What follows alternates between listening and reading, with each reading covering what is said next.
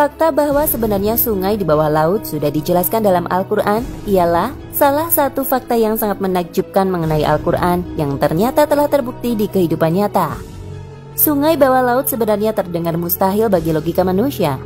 Namun pada kenyataannya, hal itu benar-benar ada di dunia. Sebelum ada peralatan canggih untuk menyelidiki hal itu, Al-Quran telah menuliskan secara terperinci mengenai adanya sungai di bawah tanah tersebut. Percampuran antara air asin dan air laut yang tak dapat terpisah secara alami merupakan salah satu bukti kebesaran Allah yang dapat dilihat oleh seluruh umat manusia. Kepada pecinta kumpulan misteri, berikut ini merupakan penjelasan yang lebih terperinci bahwa sungai di bawah laut sudah dijelaskan dalam Al-Quran. Suatu hari seorang ahli kelautan bernama Jacques Yves Cousteau melakukan penelitian di dasar laut untuk Discovery Channel. Ia menelusuri fenomena bawah laut di Cenote Angelita, Meksiko. Saat melakukan penyelaman, ia dikejutkan dengan sebuah fenomena alam yang luar biasa. Ia menemukan air tawar di antara air laut yang asin. Penemuan itu membuatnya takjub. Bagaimana mungkin air tawar bisa berada terpisah dalam air laut yang asin? Tetapi, itulah kenyataan yang dia temukan di dalam laut. Fenomena ganjil itu membuat bingung Mr. Cousteau dan mendorongnya untuk mencari tahu penyebab terpisahnya air tawar dan air asin di tengah-tengah lautan. Ia mulai berpikir, jangan-jangan ini hanya halusinasi atau hayalan sewaktu menyelam. Waktu pun terus berlalu setelah kejadian tersebut.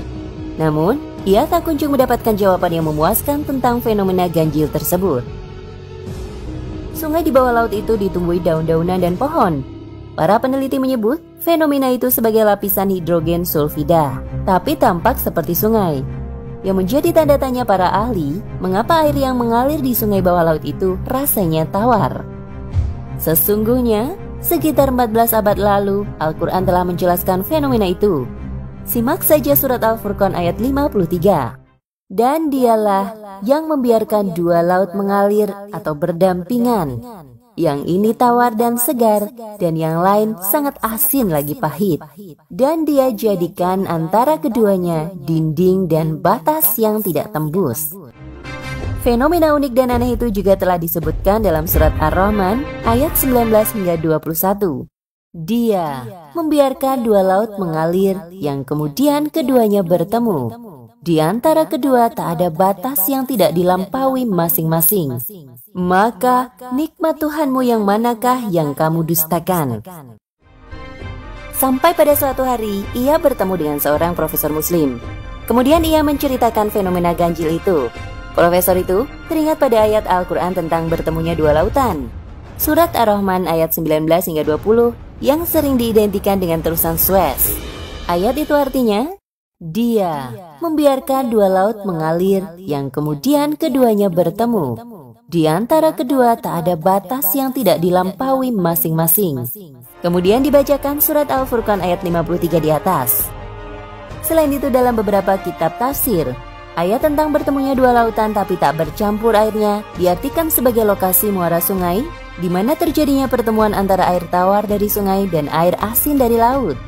Namun tafsir itu tidak menjelaskan ayat berikutnya dari surat Ar-Rahman ayat 22 yang artinya, dari keduanya keluar mutiara dan marjan. Padahal di muara sungai tidak ditemukan mutiara. Terpesonalah Mr. Cousteau mendengar ayat-ayat Al-Quran itu, melebihi kekagumannya melihat keajaiban pemandangan yang pernah dilihatnya di lautan yang dalam. Al-Quran ini mustahil disusun oleh Muhammad yang hidup di abad ke-7. Pada zaman saat belum ada peralatan selam yang canggih untuk mencapai lokasi yang jauh terpencil di kedalaman samudera. Benar-benar suatu mukjizat, berita tentang fenomena ganjil 14 abad yang silam akhirnya terbukti pada abad ke-20. Mr. Cousteau pun berkata bahwa Al-Quran memang sesungguhnya kitab suci yang berisi firman Allah, dan seluruh kandungannya mutlak benar. Dengan seketika, dia pun memeluk Islam.